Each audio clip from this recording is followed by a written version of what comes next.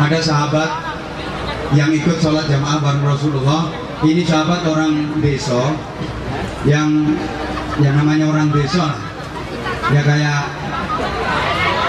gitu ya aku bisa lumayan memang. Ya mohon maaf tanpa mengurangi rasa hormat. Ini orang desa ini ya buruk, ya jemburis. Namanya orang desa kan. Selesai sholat jamaah bareng Rasulullah, selesai zikir berdoa, bersalaman, berjabat tangan sama Rasulullah. Anehnya Masya Allah, justru malah tangan sahabat ini diciumin sama Rasulullah. Ini sahabat-sahabat yang mulia yang lain pada melongo. Itu orang siapa? Mulia banget tuh orang, sampai tangannya diciumin sama Rasulullah. Kan kebalik, harusnya kan dia yang cium tangan Rasulullah. Halo. Ini Rasulullah jabat tangan sama sahabat desa tadi, malah tangan sahabat itu dicium sama Rasulullah. Sahabat yang lain heran, tapi yang nggak berani ngapa-ngapain. Begitu Rasulullah mencium tangan ini sahabat, ya sebentar Abu Bakar Siddiq langsung tiru. Namanya itba Rasulullah. Apa yang dilakukan Nabi, kalau para sahabat itu mampu, langsung dikerjakan, nggak pakai nunda. Abu Bakar Siddiq begitu. Wah, Rasulullah aja cium tangan orang itu, aku jangan sampai ketinggalan. Saut tangannya busuk. Demikian pula Umar bin Khattab. Aduh, Kanjeng Nabi ngambung tangan wongi. Abu Bakar yang nyocok tangan. Aku nyuruh sampai keri ya. Saut aja. Busuk. Umar tekomak dulu. Sayyidina Utsman juga begitu. Kalau Rasulullah, Abu Bakar, Umar aja cium tangan orang itu, apalagi saya juga harus ngelakuin. Wes, diwangungi tangannya karo para sahabat. Namanya wong desa, diciumin tangannya wis meneng ya. Karo lambene duwe. Ya kayak saya sih. Saya kadang-kadang kalau lagi ngaji, acara pengajian umum udah dikawal bansor, dikawal polisi, pagar betis rapet. Itu jemburan sih yuk. Masih rondol kepingin dapat tangan wis long. Nah, tangan satu masih kurang ya kiwa barang. Nah, aku juga nggak ngerti karena opo ya tak kurang loh sikil. Aku ya wis meneng. Bukan cuma itu, kadang ada cewek juga loh. Aku tuh dari kawal, kalau lagi habis ngaji tuh ini namanya ini gosong semua ya. Coba Alhamdulillah aku sendemen, Alhamdulillah aku senjiwit. Aduh aku gak roh ngarepe wong-wong iki apa. Ini anggar bareng ngaji mesti gosong. Ya dia memang aku gak ngerti. Ini terus ada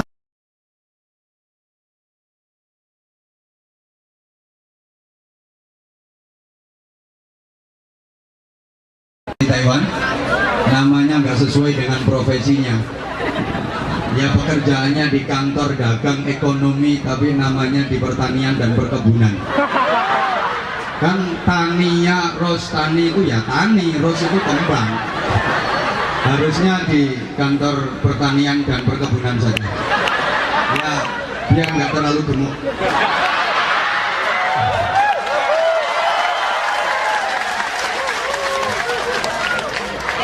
Tidak lupa Zaujati anti habibati, my wife and my son. Di mana Wak? Yang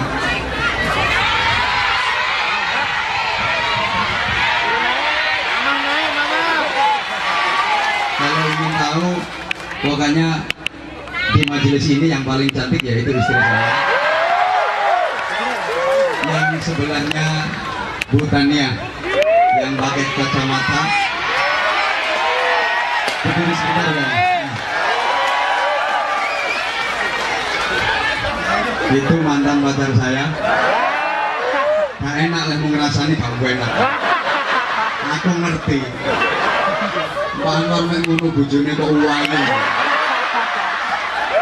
Sing ngrasani ngono, sing ngomong ngono tak dongakne lambene udune. Subhanallah. Saudara-saudaraku, para ikhwan yang ganteng-ganteng, yang keren-keren, yang semuanya mudah-mudahan senantiasa diberikan keberkahan oleh Allah SWT. akhwat yang cantik-cantik, yang ayu-ayu, baik yang berkerudung, berjilbab maupun yang nggak pakai kerudung. Ada yang tomboy, ada yang pakai topi, ada yang bahkan pakai celana pendek. Memang fansnya Anwar Jahat itu Anwar Jahid. Ya memang orangnya jahat. Jadi fansnya itu mulai semua kalangan. Sampai tadi banyak yang cuma pakai celana pendek perempuan. Gak apa-apa, aman. Aman kan? Terutama untuk para akhwat, karena himbauan dari pemerintah Taiwan, ya nggak boleh pakai cadar, ya nggak usah pakai cadar. Nyatanya yang pakai celana pendek ya aman. Aman.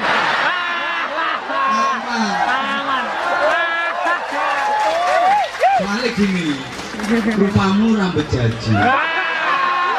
Kalau di Timur Tengah itu pakai cadar emang cantik-cantik. Kalau nggak ditutupin pakai cadar menimbulkan fitnah yang besar. Sama nggak pakai cadar nggak menarik. Kalau bercadar tujuannya biar aman, karena itu dilarang oleh pemerintah Taiwan. Itu kan juga nggak bagus untuk pekerjaan Anda.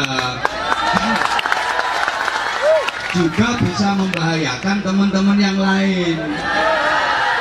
Maka kalau tadi ada himbauan diganti dengan masker, kalau saya enggak, biar aman, tetap tertutup, ganti helm teropong. Itu kan nggak dilarang sama pemerintah. Setuju? Udah, pokoknya pengen aman, ganti helm teropong. Gelundung-gelundung aman. Dan tidak dilarang. Allahumma sholli ala Muhammad. Karena keterbatasan waktu, langsung to the point. Teman sekalian, satu ketika ada seorang sahabat menghadap Rasulullah Shallallahu Alaihi Wasallam. Kemudian sahabat ini berkata, ya Rasulullah, saya ini orang bodoh, nggak berilmu. Saya ini sangat sedikit memikirkan akhirat dan terlalu banyak ngurusin dunia. Terlalu sedikit ibadah saya, terlalu banyak maksiat saya, terlalu banyak kezaliman saya, terlalu sedikit perjuangan saya. Ya kurang lebih gambarannya kayak ya semua yang hadir di sini. Yang namanya semua tanpa terkecuali, termasuk yang ngomong, jelas. Mohon petunjuk ya Rasulullah, bagaimana agar saya jadi orang baik dan hidup saya senantiasa diridhai Allah. Pertanyaan diamini. Amin itu kalau doa. Ini pertanyaan kok diamini. Rupanya ayu on. Ini seorang sahabat mohon petunjuk dan bertanya kepada Rasulullah, saya yang bodoh, saya yang banyak dosa, kata sahabat tadi, saya yang sedikit ibadah, saya yang sedikit nilai jihadnya, bagaimana agar menjadi orang yang baik dan hidup saya diridhai Allah. Kemudian Rasulullah memberikan petunjuk simple, istafti qalbak, istafti qalbak, istafti qalbak. Kamu minta fatwa pada hatimu, kamu minta fatwa pada hatimu, mintalah petuah pada hatimu. Bagaimana hatimu memberi fatwa, bagaimana hatimu menasihati, ikuti, pasti kamu akan menjadi baik. Karena sesungguhnya hati itu senantiasa berpihak kepada kebaikan. Orang itu asal mengikuti hatinya pasti jadi baik. Orang jadi jahat itu karena mengikuti hawa nafsu. Hawa itu keinginan, nafsu itu diri sendiri. Berarti mengikuti keinginan diri sendiri. Yang benar harusnya kan mengikuti keinginan Allah. Allahumma sholli ala Muhammad. Pesannya Rasulullah, kalau ingin jadi orang baik, hidup senantiasa diridhai Allah, tanya pada hatimu, minta fatwa pada hatimu, minta petunjuk pada hatimu. Bagaimana hati berkata, bagaimana hati memberikan fatwa, memberikan petunjuk, ikuti, pasti kita akan jadi baik. Jemaah sekalian, pada dasarnya setiap manusia itu hatinya baik. Hati selalu berpihak pada kebaikan. Sesuatu itu kalau baik, demi Allah, setiap hati manusia mengatakan dan setuju bahwa itu baik. Sebaliknya, sesuatu itu kalau jelek, hati setiap manusia demi Allah setuju dan mengatakan bahwa itu jelek. Kalau kurang percaya, tolong pertanyaan saya dijawab untuk membuktikan ini. Maling itu ngerti apa enggak kalau yang dilakukan salah? Kurang semangat. Maling itu ngerti apa enggak kalau yang dilakukan salah? Iya, jawabannya kayak pernah ngalamin. Maling itu ngerti kalau yang dilakukan salah, karena yang dikerjakan itu tidak sesuai dengan kata hatinya. Hatinya juga mengatakan bahwa yang dilakukan itu jahat. Maka sering saya sampaikan, tidak ada maling yang ingin mewariskan perbuatannya kepada anak-anaknya. Tidak ada maling ngomongnya anak enak, nanti gantiin bapak ya nak. Bapak ini keluar masuk penjara udah 9 kali. Kamu nanti harus bisa ngerampok. Tidak ada. Tidak ada. Kabur dari majikan itu baik apa jelek? Ada yang pernah?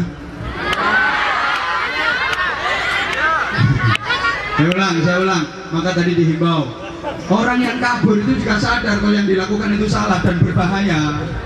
Maka pasti dia pesennya sama teman-temannya, kamu jangan tiru saya, jangan kabur kayak saya. Terpaksa, Pak. Oke, saya ulang. Nah kan karena bilang terpaksa, berarti kan hatinya sendiri mengatakan bahwa itu salah. Pelacur pelanggannya pada seorang. Kalau nggak ngerti, begengge lo begengge. Itu dia ngerti apa enggak kalau yang dilakukan salah? Ngerti bingit. Bukan sekedar ngerti bingit. Karena pelacur itu tahu yang dilakukan salah. Maka tidak ada pelacur yang ingin anak perempuannya jadi pelacur. Nggak ada pelacur ngomongin anak perempuannya, "Dok, besok gantian ibu ya, Dok. Ibu ini pelacur sukses. Semalam ibu bisa ngandangin burung 25. Kamu nanti jualan krotonya harus lebih laris. Kok kroto? Ya pakan manuk." Nggak ada. Karena dia sadar yang dilakukan itu jelek. Hatinya juga mengatakan bahwa yang dikerjakan itu salah. Oleh karenanya orang melakukan kejahatan itu pasti nggak ingin diketahui orang lain, pasti sembunyi-sembunyi. Sehingga nggak ada koruptor mengadakan konferensi pers. Masa ada koruptor konferensi pers di syuting semua televisi nasional terus siaran? Saudara-saudara sebangsa dan setanah air, ketahuilah kenapa proyek ini sampai sekarang masih mangkrak. Ya karena dana dari pemerintah sebenarnya lebih dari cukup, tapi yang dialokasikan cuma 45%. Nah yang 65%, nah kami garap bersama kroni-kroni kami. Pencuri bilang-bilang nggak ada, Mbak. Semalam kehilangan HP, Mbak. Aku tuh yang ambil, nggak ada. Kepui uang. Sehingga koruptor, penjahat, pencuri itu simbolnya apa? Tikus. Tikus itu melakukan kejahatan kalau nggak ada orang. Kalau nggak ada orang dia kaya-kaya nggak butuh apa-apa. Riwa-riwi, mondar-mandir, seliwar-seliwar kaya nggak butuh apa-apa. Tapi begitu ada kesempatan nggak ada orang, kabel-kabel diembat. Padahal tuh tikus nggak doyan kabel. Copet itu kan kayak gitu tuh. Riwa-riwi ini kadang-kadang mana itu? Nanti ya. Orangnya juga ikut ketawa. Gak apa-apa, kita nyopet amal kebaikan. Amin Allahumma. Amin. Oke, sebaliknya orang yang melakukan kebaikan karena itu cocok dengan kata hatinya, itu malah maunya kepingin diketahui orang lain. Ini pengajian bisa jalan itu karena jasa saya. Kalau nggak ada saya nggak mungkin. Biasanya kayak gitu. Jangan heran kalau ada orang jadi imam sholat jamaah di fase-fasein. Takbir aja wah medeni wong Allahu Akbar. Penyakitnya orang melakukan amal kebaikan itu adalah riya, ujub, sum'ah. Jangan heran kalau ada orang jadi imam wah di fase-fase.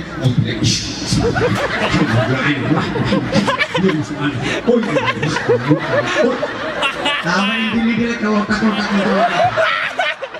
Penyakit orang melakukan amal kebaikan itu adalah Dia mikir rusak cara sehingga Imam Ghazali mengatakan, halo, hati itu merupakan key position. Ini kerja nang luar negeri kok. Gak bisa dibaleni angel ini. Posisi kunci penentu baik dan tidaknya manusia. Karenanya Di hatimu ada cermin, malah ngingeti Banser. Banser anggar 5 menit camping. Pelanggaran. Tahu saya, kalau presiden lagi sambutan itu yang pengawal di belakang itu kayak patung. Sampai presiden selesai pidato nggak ganti-ganti.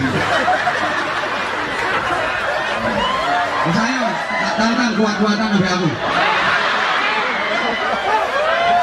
Hancur. Di dalam hatimu ada cermin. Ketika cermin di hatimu itu engkau bersihkan dengan apa? Dengan berzikir, beristighfar, bersolawat, dengan baca Al-Quran, dengan ibadah-ibadah, dengan amal-amal solih. Itu untuk membersihkan cermin di hati. Ketika sudah bersih, maka cermin itu akan jadi bening. Semakin dibersihkan, semakin bening, semakin bening, semakin bening, semakin memantulkan cahaya Allah cemerlang. Kemana mantulnya cahaya tadi? Ke sekujur tubuh. Ketika mantul di mata, karena pantulan cahaya Allah tadi, maka matamu. Ini kan bahasa Indonesia. Coba ngomong matamu dulu. Terus ngomong. Antem ini. Aku bahasa Indonesia kok.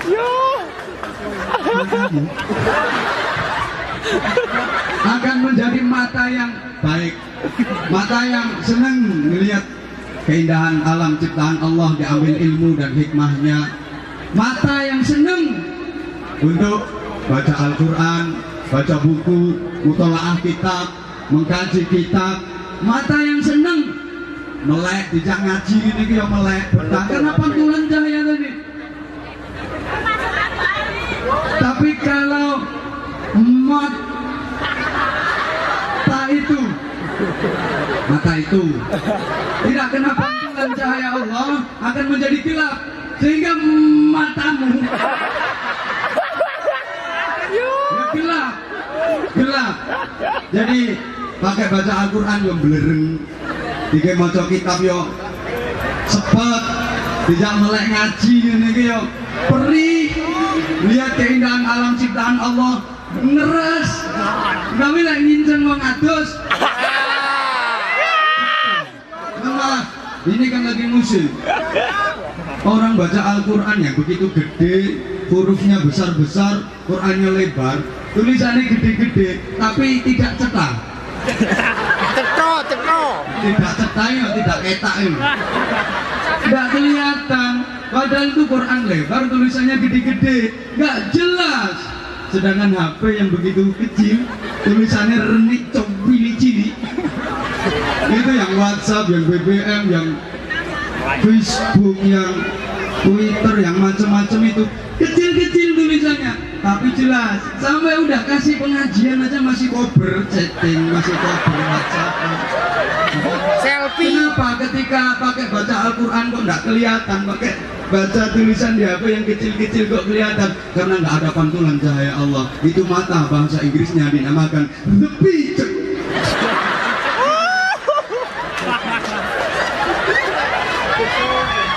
Meskipun melorok tapi orang ketok. Pelanggaran. Hancur. Tuh yang sebelah sana tuh baca Al-Quran ini gak ketok, tapi ini film Blue. Jelas. Pengalaman. Apa pengalaman? Hobi abi koncoku.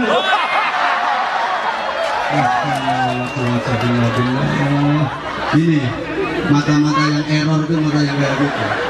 Ingat, ada dua mata yang tidak akan pernah tersentuh api neraka. Yang pertama adalah mata yang menangis, mencucurkan air mata karena bertaubat, menyesali dosa-dosanya kepada Allah Subhanahu wa Ta'ala. Mata yang sering digunakan untuk mencucurkan air matanya, menangisi seluruh kesalahan dan mentaubati dosa-dosanya. Mata itu tidak akan pernah tersentuh api neraka. Yang kedua, mata yang sering dipakai untuk membaca Al-Quran, melihat keindahan alam ciptaan Allah untuk diambil ilmunya. Mudah-mudahan matamu termasuk mata-mata seperti itu. Amin ya Allah. Oke, saya lanjut. Ketika cahaya dari cermin hati tadi mantulnya di telinga, maka telinga itu akan menjadi telinga yang indah, telinga yang gemar mendengarkan tausiah, mendengarkan petuah, mendengarkan nasihat, mendengarkan kalam-kalam ilahi dikumandangkan, mendengarkan lantunan-lantunan dan gema sholawat Nabi, mendengar kumandang azan panggilan Allah, menembus telinga pendengarannya, turun ke hatinya dan menggetarkan hatinya. Itu telinga yang luar biasa. Tapi mohon maaf, ketika telinga itu nggak kena pantulan cahaya Allah, telinga itu akan menjadi the kopok and the budek, the tuplet. Ada loh itu, pakai dengerin Al-Quran itu malah keri, denger azan itu malah marah-marah. Ya, curakan. Nah ini kalau lagi di Indonesia itu sekarang lagi demam sinetron. Saya itu kalau lagi di kampung-kampung saya sampaikan subhanallah. Pertama sekarang banyak ibu-ibu yang benci sama azan, karena memang sinetron-sinetron yang digemari itu jam tayangnya itu pas bareng dengan masuknya waktu sholat.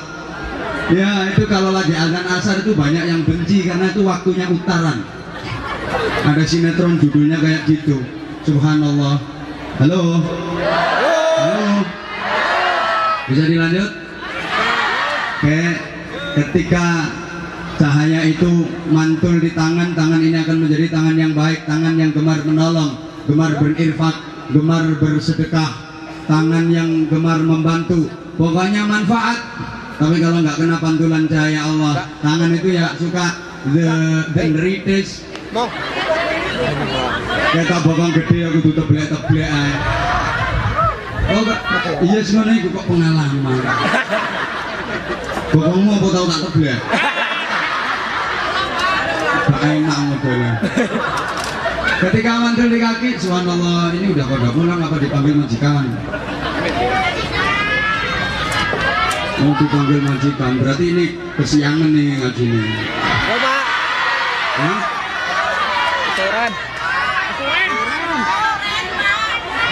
Oh kesorean. Panitia untuk evaluasi ke depan berarti mulainya agak pagi. Apalagi saya bagian paling belakangan, memang karek leso tok.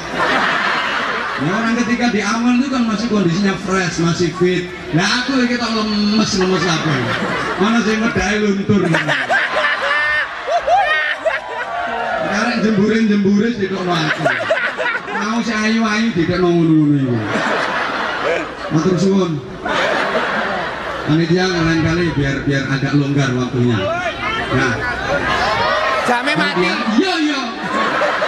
Ketika mantul di kaki, maka kaki itu juga akan menjadi kaki yang baik, gemar melangkah ke tempat-tempat kebaikan.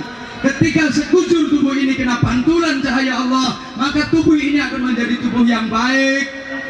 Oke, tidak ngaji yo seneng, tidak sholat yo seneng, ya betul-betul dipentingkan. Meskipun dalam keadaan kerja, yang waktu sholat duhurnya misalnya nggak ada, double sama asar dijamak, takhir, kan sudah ada aturannya, wis sering diterangno kan, sudah sering dijelaskan kan, ya disempetin adanya, jangan kok terus wis adanya sholatnya tuh loh, jangan kayak yang sering saya sampaikan di mana-mana, mau sholatnya diborong, usolli fardhu dhuhri wal asri wal maghribi wal isya'i oplosan lillahi ta'ala. Itu kan bingung no malaikat tuh. Jika kayak gitu sholatnya nggak kualitas. Allahu Akbar entul-entul jadi tuli-tuli endut-endut. Ya karena buru-buru kerja sih entul-entul jadi tuli-tuli endut-endut. Entul-entul jadi tuli-tuli endut-endut. Bingung no malaikat. Malaikat mau tulis bingung. Ini tak tulis apa? Kok seperti gerakan sholat? Buku udah kadung dibuka. Malaikatnya nesu, kesuwen, catet aja, senam.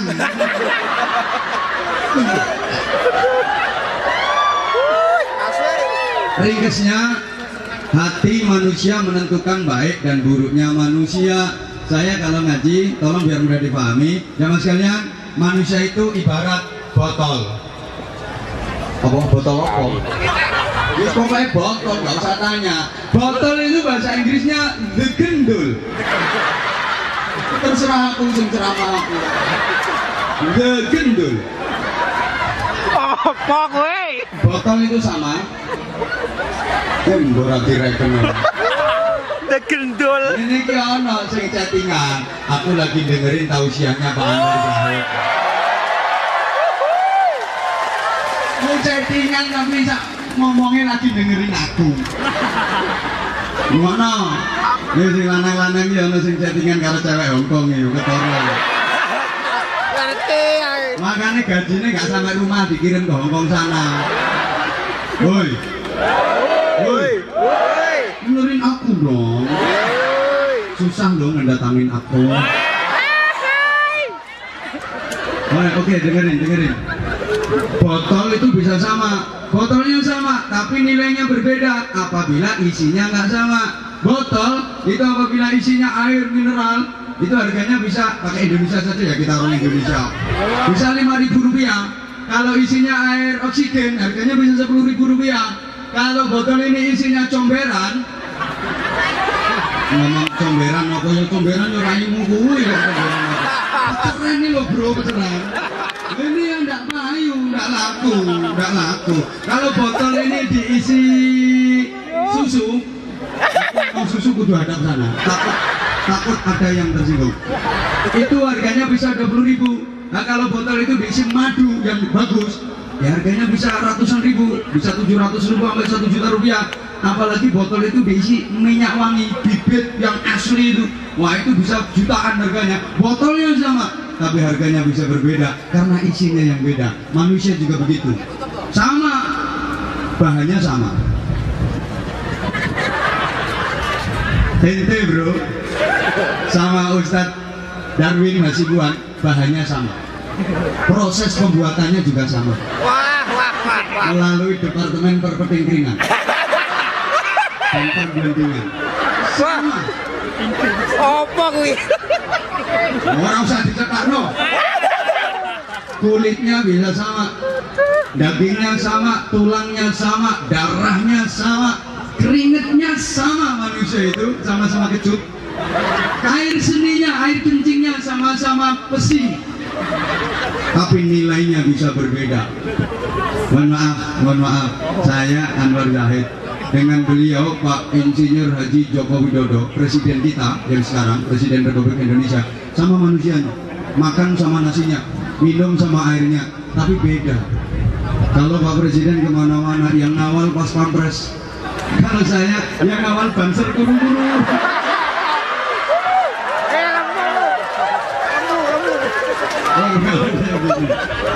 Mana kok? Loh, itu saya. Lah nek kaya gini sih ngarep nyawal sapa? Padahal sama-sama manusianya. Gitu loh. Saya sering sampaikan kalau Pak Presiden sakit fisik, sakit dikit aja masuk Terang TV. Kalau saya sakit parah ya Terang Tangan. Sama-sama terannya tapi beda.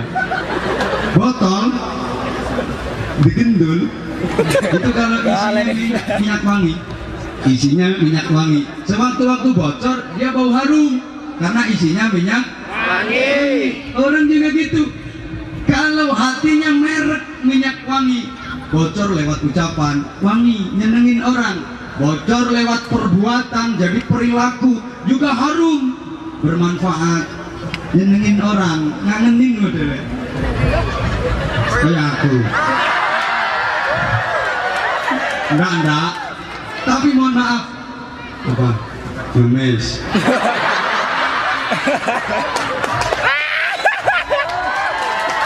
Kalau kayak tugas ini bagian gak enak.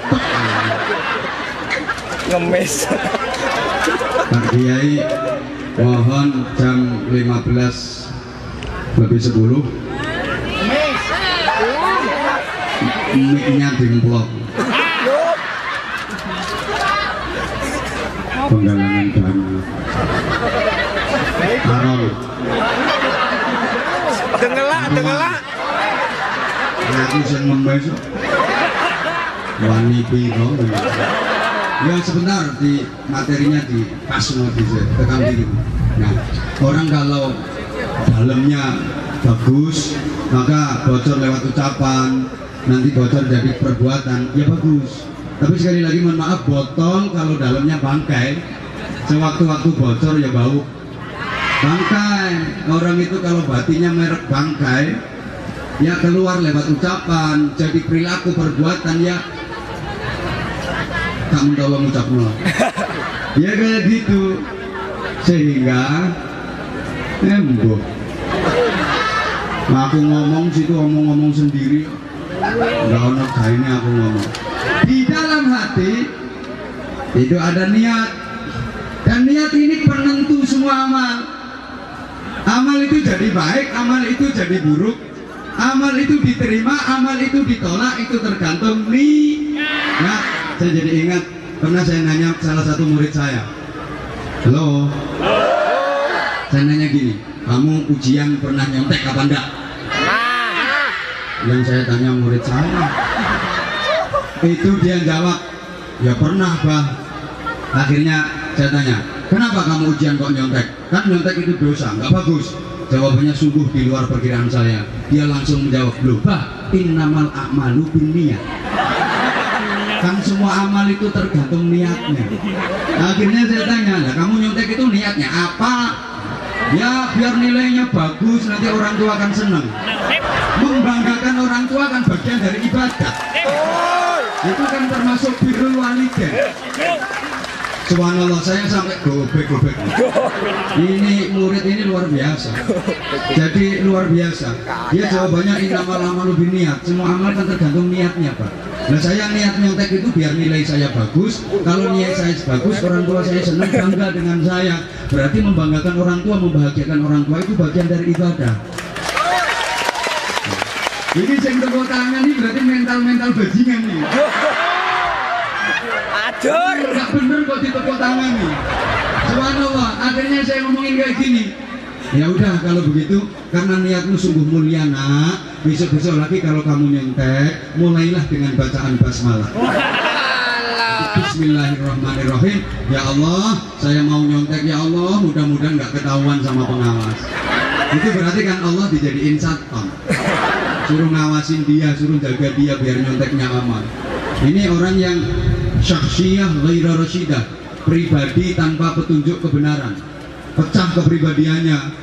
Ini mengkhawatirkan jangan-jangan waktu ujian nyontek diawali dengan bacaan basmalah, nanti begitu jadi pejabat mau korupsi diawali dengan Al-Fatihah.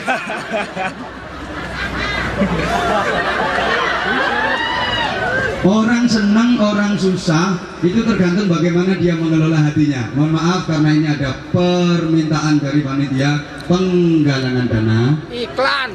Kan jamnya sudah 15 lebih 10 menit. Biar saya nggak salah sama malam Sabtu Jumat sore saya baru datang dari Kalimantan.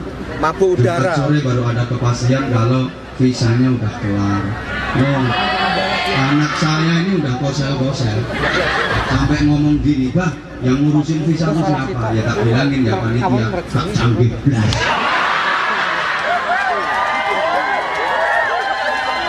Terus tak rayu, ya udah nanti kalau nggak jadi berangkat ya kita ke Thailand sama-sama, karena ini di bulan Rajab yang mulia, sambil berinfak bersedekah kita sama-sama baca doa yang diajarkan Rasulullah SAW setiap menapaki bulan Rajab, bulan Sya'ban dan bulan Ramadan agar semuanya dapat keberkahan.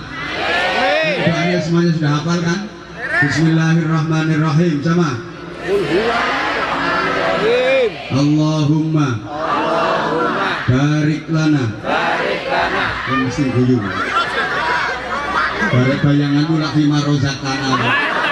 Menyelenganmu badokan dong. Allahumma barik lana fi Rajaba wa Sya'bana wa ballighna Ramadana. Ya ulang, Allahumma barik lana fi Rajaba wa Sya'bana wa ballighna Ramadana.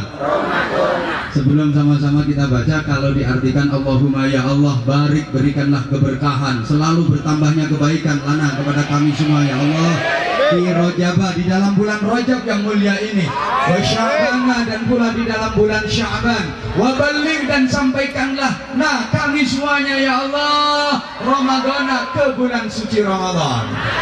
Ya, sama-sama kita baca Allahumma barik lana fi Rajab, Allahumma barik lana fi Rajab wa Sya'ban wa ballighna Ramadana wa Sya'ban.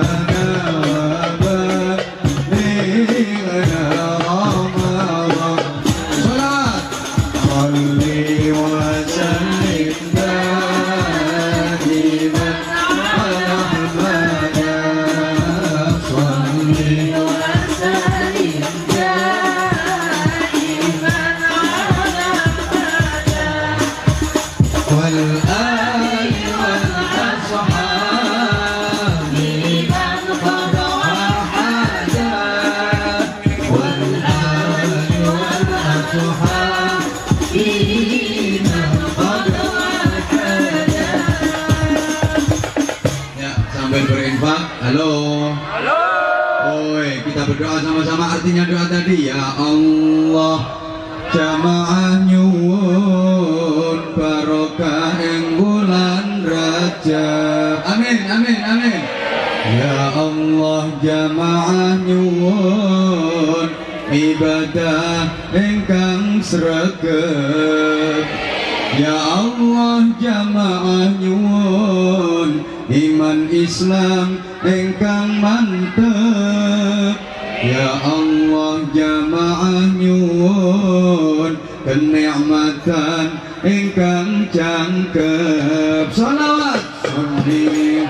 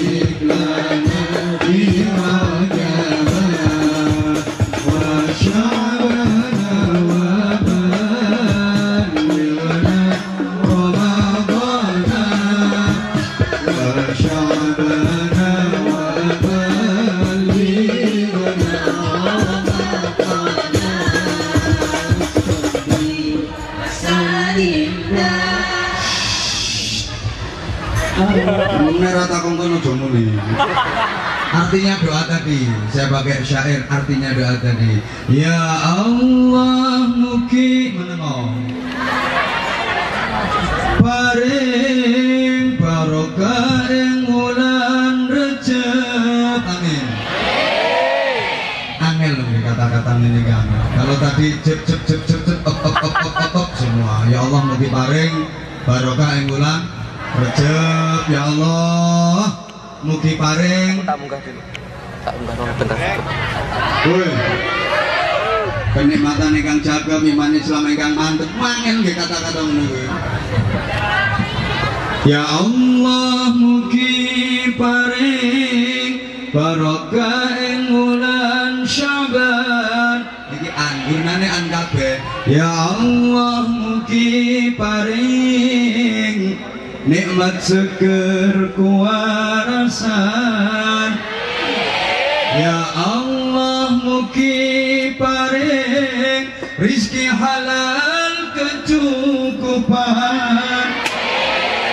Saged damel sangu nindakaken kesaenan kangge gayo urip kang kebak kamulyan sholli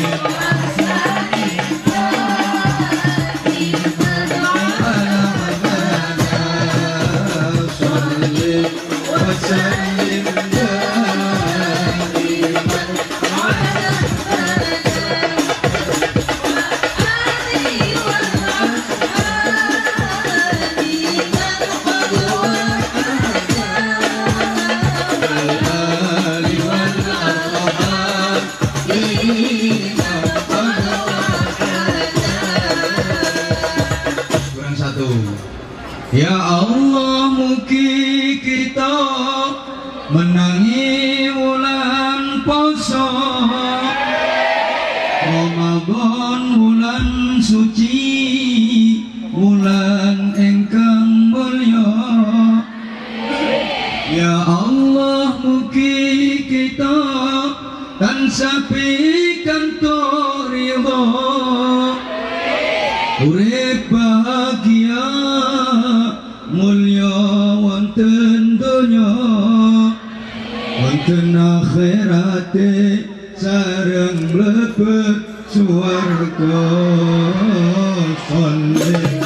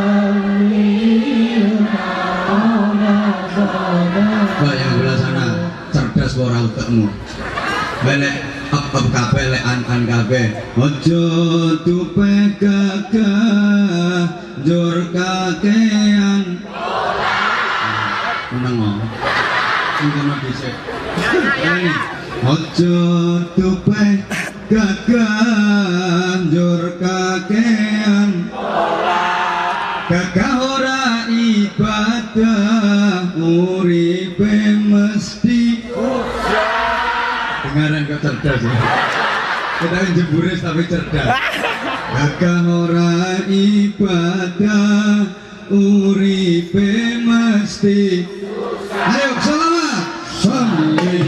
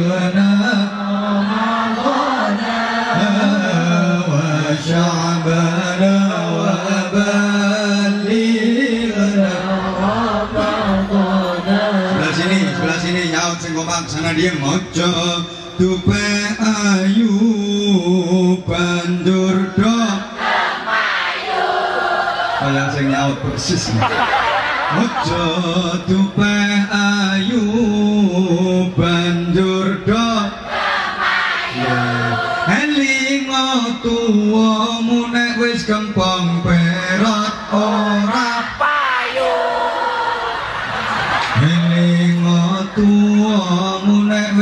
wong perot. Yuk selawat Sholli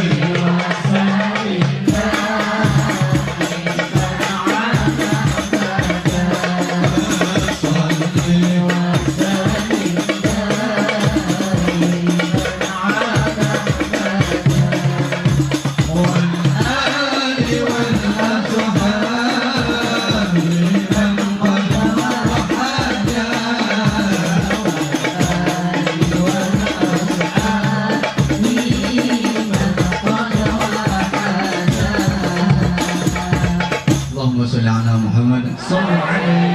Mudah-mudahan berapapun yang disedekahkan, yang diinfakkan menjadi tabungan amal yang tak ternilai oleh Allah Subhanahu wa taala. Jamaah sekalian, manusia ini makhluk yang lengkap, diberi piranti secara lengkap oleh Allah Subhanahu wa taala, yang kelengkapan itu tidak diberikan kepada makhluk yang lain. Agar kita manusia ini benar-benar tahu apa dan siapa manusia itu, yuk kita merunut pada sejarah awal penciptaan manusia yang dibibiti Allah dari Nabi Adam alaihi salam. Ketika Allah hendak menciptakan Nabi Adam alaihi salam, Allah memerintahkan kepada 4 malaikat pilihan, halo, yang zaman nyumbang memang ente yang makan tunda-tunda. Aku sajane ape nyemplungi loro tapi mangkat ora eneng. Eneng 5 ya wis 5 dah tak cemplung. Nyumbang 5 mbok tunda. Lah iki rungokke aku yo Cahayu. 4 malaikat ini dipilih Allah dan ditugasi untuk membuat anatominya Nabi Adam.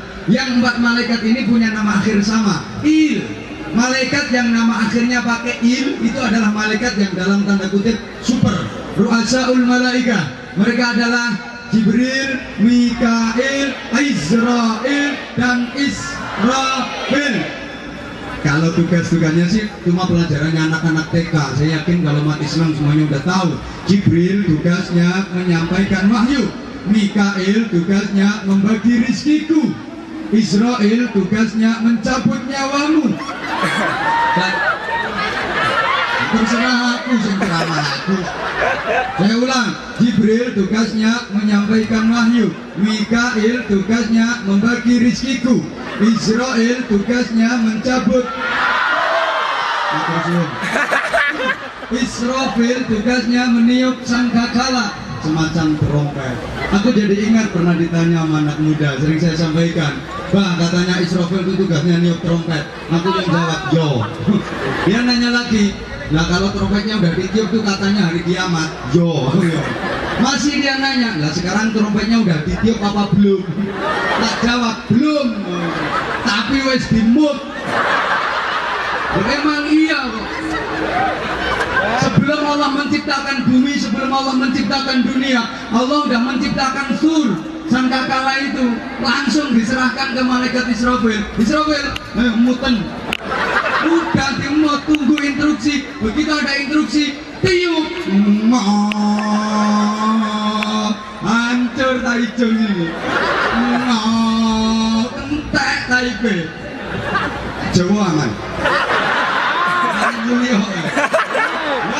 Di sini terus cita-citamu kan ya enggak toh. Nah, kecuali kalau udah nikah sama warga sini dan mampu memualafkan, wah itu luar biasa. Kalau bisa, kalau enggak ya mulia. Lu apa gini terus? Ini kan hanya batu loncatan saja untuk cita-cita ke depan.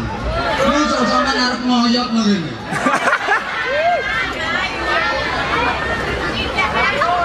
Udah. Nah, niupnya nunggu kiamat nanti. Itu ada yang nanya lagi. Nah, kalau niupnya nunggu kiamat, sekarang Israfil tugasnya apa? Ya ngeresiki trompet. Biar nggak berkarat. Nunggu neteyengen, yang disebul muni seperempat. Berarti yang kiamat cuma 1/4. Yang 3/4 kan nggak kiamat, gagal berarti. Nah, udah 4 malaikat ini ditugasi sama Allah untuk membuat anatominya Nabi Adam. Diambilkan dari tanah-tanah bumi, bahan bakunya Cuman yang minta instruksi, minta petunjuk ke Allah, diratani, pokoknya dijumputkan, dikerawokkan dari tanah-tanah bumi rata. Makanya sing putih-putih kayak ini putih-putih kayak untuk mampu tanah sini, untuk mampu tanah kini, makanya kudu mrene ae. Lha sing ireng-ireng ngene ini mampu tanah Afrika, mampu Afrika. Yo udah ambek aku. Maksudnya aku ben oleh bolong gitu. Ini malaikat minta petunjuk ke Allah. Ya Allah, ini mau membuat tangan, diambil dari tanah mana? Instruksi dari Allah, tangan bikin dari tanah Son'ah. Son'ah itu ibu kota Yaman. Sekarang tuh bahan baku pembuatan tangan dari sana. Mau membuat kaki, diambil dari mana ya Allah? Kaki ambilkan dari Maghrib, Maroko sana. Mau membuat bokong, pantat, ini diambilkan dari mana? Diperintah Allah, pantat ambilkan dari Jabal Khaf. Jabal Khaf itu India. Makanya orang India itu bokongnya semok-semok kau begitu. Ini bahan baku pembuatannya atau kono? Percaya dia ngomong. Mau membuat dada, ini diperintah sama Allah, dada ambilkan dari Irak. Baghdad, orang sana tuh alim-alim, wali abdal yang selalu jumlahnya 40 dan 40 itu jadi patok Indonya, itu mayoritas dari Baghdad. Mau membuat kening, batuk, ini bahannya dari mana ya Allah? Diperintah Allah untuk kening, ambil dari tanah Arafah di Makkah. Mudah-mudahan semuanya bisa ke sana. Ya enggak, amin, enggak kira insya Allah. Mudah-mudahan semuanya bisa ke sana. Insya Allah, mustajabah doanya orang sekian banyak. Kening, batuk, dan seluruh wajah ini bahan bakunya dari tanah Arafah. Secara harfiah, secara bahasa, Arafah itu artinya mengenal. Maka orang kalau kenalan itu yang dilihat pertama mesti batuk, gak kira kelek. Masa kenalan pertama terus bilang bokong, tak mungkin. Arafah, mengerti, memahami, halo, ketenangan, ketentraman. Sehingga anak cucu Nabi Adam kalau lagi susah, gelisah, resah, andilau, antara dilema dan galau, sumpah, jibrek, judek, bingung, kalau kepingin sembuh solusinya kening, ini tempelkan ke tanah, nyung sepo. Ini sing diutang gak lunas-lunas, sumpah kemudian itu kok ini nyung sepo kali. Artinya pakai sujud. Orang sujud itu kan keningnya disosokkan ke tanah. Segede apapun problemmu, sebesar apapun masalahmu, kalau pengen tenang, pengen tentrem, pakai sujud. Sujud itu keadaan di mana seorang hamba itu posisinya paling dekat sama Allah adalah ketika bersujud. Halo. Madul nang Gusti, bersimpuh di hadapan, mohon petunjuk kepada, minta solusi kepada, mesti beres. Kamu coba bantah, nanti garapane Gusti Allah kesuwen. Gusti Allah ini garap apa-apa gak belum cacek. Lemot Gusti Allah. Nanti Gusti Allah kakean garapan. Ya jangan gitu. Allah yang dianggap kakean garapan gimana? Allah itu garapannya halus. Saking halusnya sampai gak ketoro. Pohon-pohon yang dulunya kecil jadi besar itu yang besarkan Allah. Diodoti tapi gak ketoro, modoti ini apa? Ibu-ibu hamil itu wetenge pelentah-pelentuh, nang kita sing gedekno bojone. Ora iso ya Gusti Allah. Tapi halus carane, sing hamil itu ndak tahu modote apa. Gusti Allah garapannya halus dulu itu.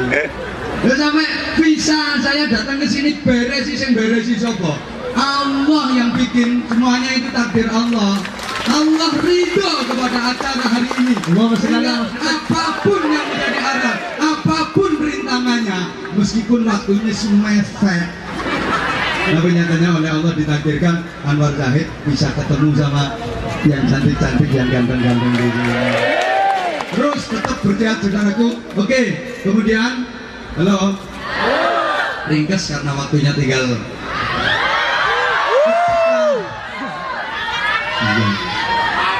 Iya. Ketika yang ngomongku kapan yuk proses penciptaan anatomi Nabi Adam ini hampir selesai, tinggal satu organ yang belum, malaikat 4 tadi rombongan menghadap Allah. Ya Allah, ini pembuatan anatominya hampir purna, tinggal 1 organ yang belum. Apa malaikat yang belum? Allah tanya gitu. Sebenarnya sih Allah udah ngerti, kok pakai nanya? Ya emang kadang-kadang Gusti Allah gayanya seperti itu. Tapi diomongin kok gak percaya. Gusti Allah kadang-kadang gayanya ini.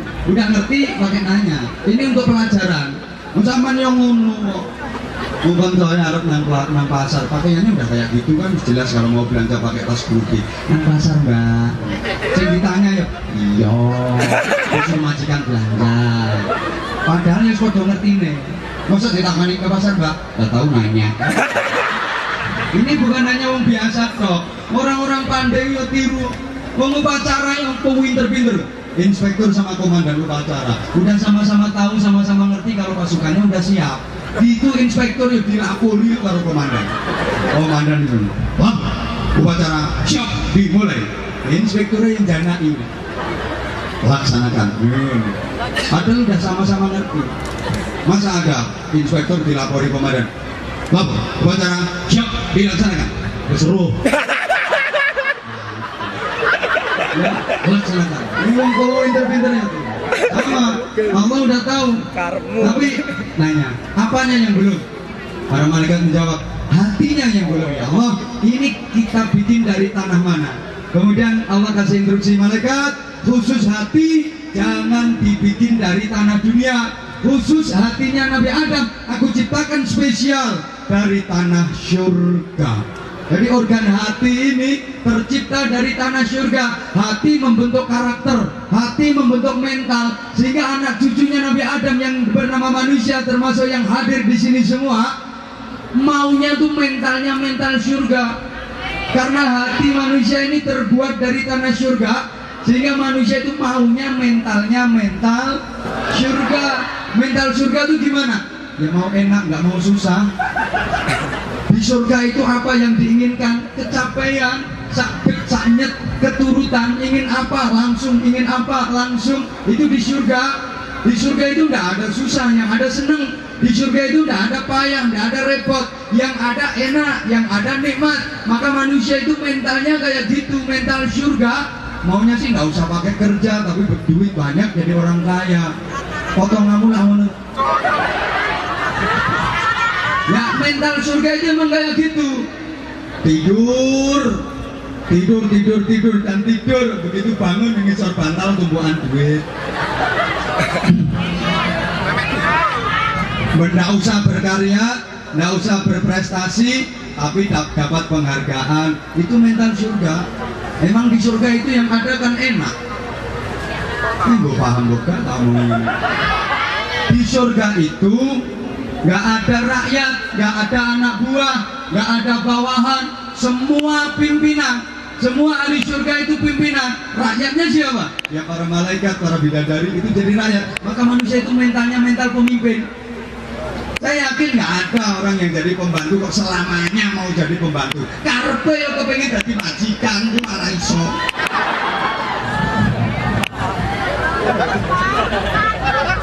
Halo. Kalau Pak RT ditanya kepingin jadi kepala desa apa enggak, mesti kepingin.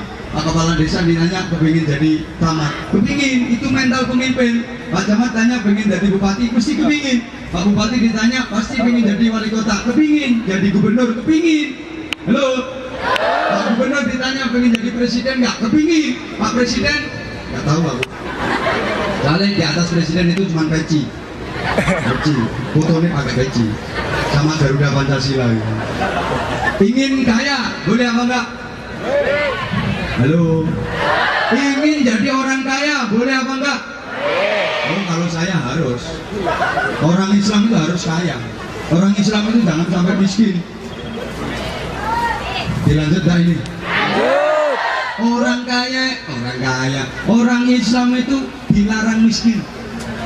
Harus kaya. Buktinya Al-Quran yang 30 juz, 114 surah, itu nggak ada satu ayat pun yang memerintahkan manusia untuk menerima zakat, menerima sedekah. Nggak ada. Coba kalau ada yang tahu ayatnya, hai orang-orang yang beriman, terimalah zakat. Nggak ada. Yang ada adalah perintah untuk mengeluarkan zakat, membayar zakat, mengeluarkan sedekah, berinfak. Nah, bisa mengeluarkan zakat, bisa sedekah, itu harus memenuhi syarat. Di antara syaratnya ada nisab, ada yang dikeluarin. Itu perintah untuk miskin apa untuk kaya? Itu anjuran untuk miskin apa untuk kaya? Halo? Mana ada ayat Al-Quran yang memerintahkan manusia untuk menerima zakat? Nggak ada. Yang ada justru adalah perintah untuk mengeluarkan zakat. Orang Islam harus kaya. Ayat Quran yang pas tengah, biasanya lafaz ada yang warna merah ditulis tebel, wal yatalattaf, pas di tengah-tengah. Itu ayat apa? Ayat ekonomi. Ditaruh pas di tengah. Ini simbol betapa ekonomi merupakan pilar penyangga kekuatan Islam. Allahumma shalli ala Muhammad. Falyatikum birizqin minhu wal yatalattaf. Ayat ekonomi ditulis di tengah-tengah, bahwa ekonomi merupakan pilar utama. Halo. Kalau orang kita masyarakat Indonesia, tangan tuh jarinya 5. Yang menyimbolkan orang kaya itu jari tengah, yang paling gede, yang paling tinggi. Ini simbolnya orang kaya, tempatnya di paling tengah. Coba, kan kalau filosofinya gitu, jempol ini kiai, ulama, guru, ustadz harus jempol. Kalau belum jempol, jangan ngaku kiai dulu. Artinya jempol itu menguasai berbagai macam disiplin ilmu, mampu memberikan solusi berbagai problem di tengah-tengah umat.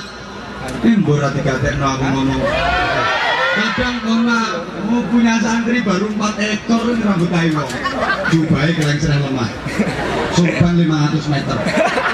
Tasbih tidak mau kayak umumnya punya orang dari kayu yang kecil-kecil. Ini tasbih kelopo dirantengi. Jadi kalau hitung bludak. Kadang ditanya hukum lho. Harus jempolan dulu. Halo. Ini para ulama jempolan. Nah ini pemimpin, namanya jari telunjuk yang tugasnya nunjuk. Nunjuk itu lurus apa bengkok? Yang lurus sana. Meskipun dekat sini tetap lurus. Masa orang nunjuk ini. Meskipun dekat ini tetap lurus, maka pemimpin harus lurus. Sana ya sana, sini ya sini. Ini untuk bantuan BMI ya BMI semua, jangan gini. Ini bukan buka. Nah ini yang jari tengah ini orang kaya. Ingat, kamu itu orang kaya. Titipan kekayaan dari Allah banyak. Kamu di tengah, kamu paling gede, kamu paling tinggi. Kiri kanan kamu ini butuh bantuan kamu. Jangan belendong ketemu dewe. Nah ini pemuda-pemudi harapan, makanya yang biasa dipakai cincin termasuk adek ini nggak pamer laki kuelek. Pemuda-pemudi harapan termasuk kalian, pahlawan devisai masuk iki. Tengok-tengok dulu bro, tengok-tengok dulu, tak rangkung dulu. Alhamdulillah kita doakan mudah-mudahan beliau setelah dapat hidayah ini betul-betul bisa istiqamah. Saya lanjut. Nikmat surga itu harusnya dirasakan besok ketika sudah tinggal di surga. Di dunia ini belum saatnya. Siapa yang ingin merasakan seperti nikmat surga di dunia ini, maka dia di akhirat tidak akan pernah bisa merasakan nikmat surga yang sesungguhnya. Al-ajalah qabla al-awani, uqiba bi khilwani. Tergesa-gesa ingin mendapatkan sesuatu padahal belum waktunya, maka justru dia akan dihukum dengan tidak bisa mendapatkannya. Loh, contoh, ada anak tergesa-gesa kepingin dapat warisan dari orang tuanya, padahal namanya anak berhak mendapatkan harta waris dari orang tuanya itu nanti kalau orang tuanya sudah meninggal. Kalau orang tuanya masih hidup dikasih, itu namanya bukan warisan, ya hadiah. Namanya harta warisan itu adalah ketika orang tuanya sudah meninggal. Lah kono anak kesusu pengen nampa warisan padahal wong tuane isih urip. Ah kesawan pateni ae. Ini anak justru malah tidak berhak mendapatkan warisan. secara hukum anak yang membunuh orang tuanya dia tidak berhak mendapatkan warisan. Iya. Demikian pula tergesa-gesa ingin merasakan nikmat surga padahal belum waktunya, padahal belum saatnya. Halo? Itu besok kalau sudah tinggal di surga neng dunia kok pengen cepet-cepet ngerasa no. Itu mesti pengen mikir sing itu paling bujune, sing itu paling bujune.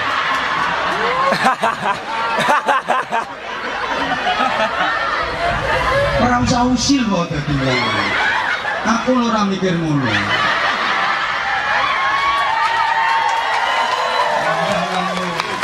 Sebentar, aku materinya ini masih belum tutup. Carno tinggal pameran memberikan hotel.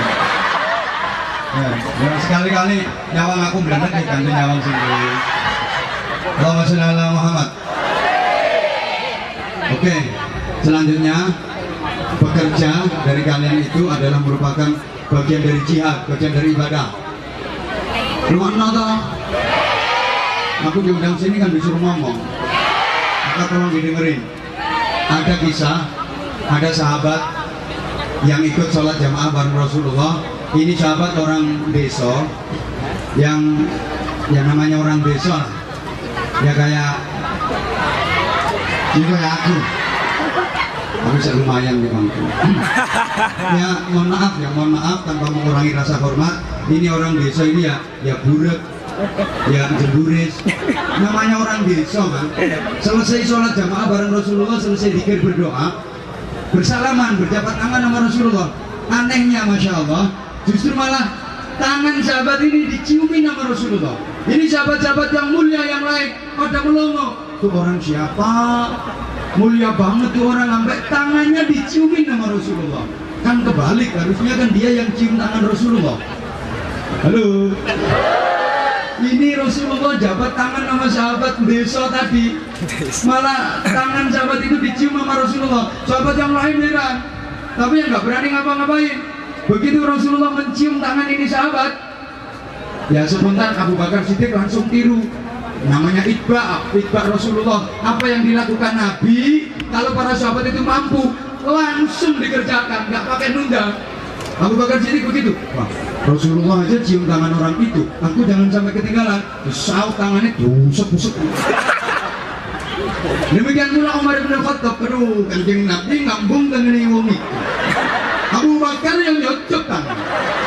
Aku nyuruh sampai keri ya. Saut aja deh. Busuk-busuk. Umar terkoma dulu. Sayyidina Utsman juga begitu. Kalau Rasulullah, Abu Bakar, Umar aja cium tangan orang itu, apalagi saya juga harus ngelakuin. Wes, tuambungi tangannya karo para sahabat. Namanya wong desa, diciumin tangannya wis meneng ya. Karo lambene duwe. Ya kayak saya sih. Saya kadang-kadang kalau lagi ngaji, acara pengajian umum udah dikawal bansor, dikawal polisi, pagar betis rapet. Itu jemburan sih yuk. Masih rondol kepengin jabat tangan wis nah, tangan satu masih kurang ya kiwa barang nah aku juga nggak ngerti karena teopo ya tak kurang lah sikil aku ya wis meneng bukan cuma itu, kadang ada cewek juga loh. Aku tuh dari kawal kalau lagi habis ngaji tuh ini namanya ini gosong semua ya. Coba alhamdulillah aku sen demen, alhamdulillah aku sen jiwit. Wah aku nggak roh ngarepe wong-wong iki kok. Nggak anggur bareng ngaji mesti gosong. Ya diam memang aku nggak ngerti. Ini terus ada sahabat yang memberanikan diri bertanya, namanya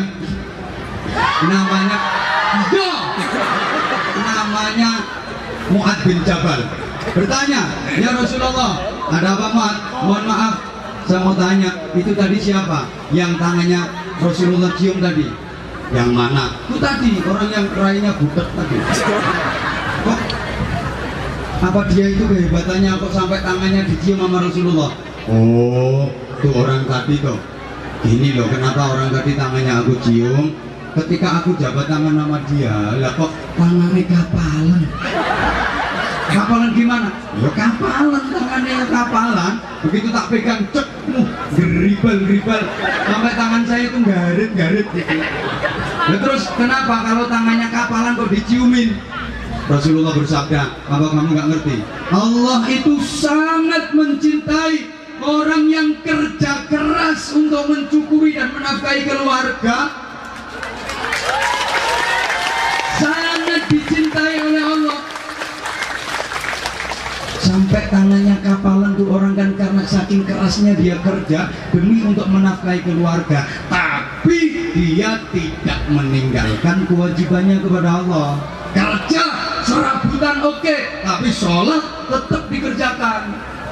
Orang yang kerja tuh ninggalno sholat, nah itu bedes. Halo.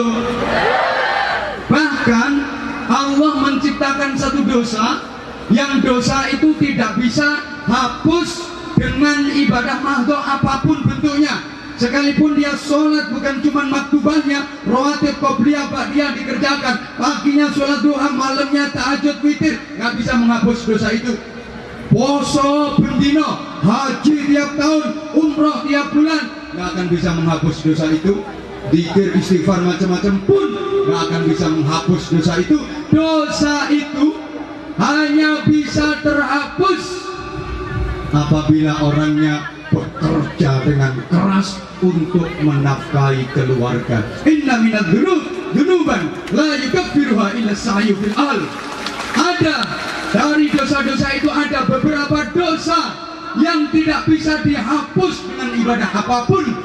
Satu-satunya yang bisa menghapus dosa-dosa itu hanyalah bekerja keras untuk menafkahi keluarga, tapi tetap gak ninggal ke sholat. Allahumma sholli ala Muhammad. Islam memang sangat menganjurkan kepada umatnya untuk profesional. Ibadah harus profesional, bekerja juga harus profesional. Allah menilai manusia dari sisi profesionalitasnya. Ibadah kalau profesional nilainya tinggi, kalau amatiran nilainya rendah. Orang kerja kan juga gitu. Saya kalau mencontohkan, mohon maaf, orang berantem itu kalau profesional duitnya banyak, kayak Manny Pacquiao, Mayweather Junior. Di Indonesia ada Chris John, itu berantem nih, jotosan, tapi profesional, maka duitnya miliaran. Nah Anda berantem amatiran, nggak oleh duit malah bonyok raimu, nggak ketepaan lebu penjara. Bercanda, cengengesan, guyon, kalau profesional suge, tukul arwanang, modalnya cuma kembali ke lab, duitnya puluhan miliar. Sule, Rina Nose, yang baru jadian sama Fakhrul Razi itu. Ini bukan itu. Nah itu cengengesan, tapi subhanallah karena profesional duit banyak. Ada lagi Soimah radhiyallahu anha. Itu modalnya cuma tapi profesional, bercanda, duitnya luar biasa. Halo. Main-main aja kalau profesional dapat duit banyak. Tuh Taufik Hidayat, Riki Subagia, Reksi Mainaki, Liliana Nasir. Pemain-pemain bulu tangkis itu, itu lari mentok ditampelin, tampil sana balik ke Brene, tampil sono balik nomor ini, main-main itu, tapi profesional, duitnya ada. Coba sampean golek olar mentok, tampil ono, sopo sing arep bayar. Mana sampean nggak profesional. Sorry, bola satu pakai rebutan 22 orang. Sepak bola itu kan kayak wong edan. Itu satu bola pakai rebutan 22 orang. Enggak bal dewe-dewe, Bu. Bawa bola sendiri-sendiri, bola berapa sih harganya, murah. Bawa bal dewe, giring-giring dewe, tendang-tendang sendiri, pasang gawang sendiri, gol-golkan sendiri, skor tulis-tulisan dewe. Enggak, ini satu bola pakai rebutan 22 orang. Tapi ketika profesional lihat kakinya si R7, Cristiano Ronaldo, triliunan bro. Gareth Bale, Karim Benzema, Toni Kroos, JC, Isco, James Rodriguez, Madridista. Madrid Barca kalah. Lolos nih kan. El Clasico yo kalah. Makanya tak sebut belakangan. Nah kalau Barca yo Lionel Messi, Luis Suarez, Neymar Junior, Rakitic. apal anak buahku kabeh. Itu kakinya harganya triliunan karena apa? Profesional. Coba sikilmu. Bubulen. Sorry. Mata itu kalau profesional juga dapat duit. Tukang syuting dia nginceng. Kamu ya jadi duit. Lu nginceng kok adus. Untuk duit malah keculek. Tangan nih lo kalau profesional dapat duit. Ini operator yang bagian ini sound system ini. Ini kan tangannya cuma oleh-oleh pentil tok. Tapi profesional. Ini triliunan. Untuk nyewa terop ini tuh parah. Aku setiap datang ke sini ini mesti tendanya yoi.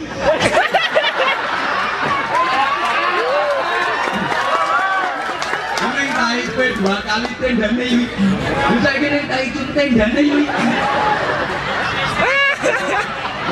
Aku ketoran yang mana itu tendanya mesti ini. Ya ben gak ketoro itu diganti warna. Mesti tapi karena profesional ini ya dapat duit gitu loh. Mana mulut ini mulut kalau profesional ngomong sak jam.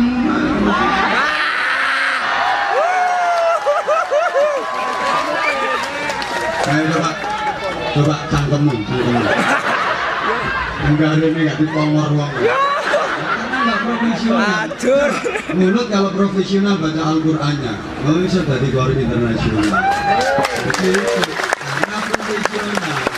Dan sama yang dikomen-kori mau Quran lagi. Alhamdulillahi minasyai'us ngecer-ngecer. Oh, parah bayari mau ngecer-ngecer. Nah. Kan jamnya sampai jam 4. Nah. Jam 5 jam sopor. Panitianya lo bilang jamnya mati. Iya. Hati harus dikelola sama sekalian. Yang ngajak terus di rumah no. Karena kelengkapan manusia yang lebih dibanding makhluk yang lain bukan cuma hati, ada nafsu, ada akal.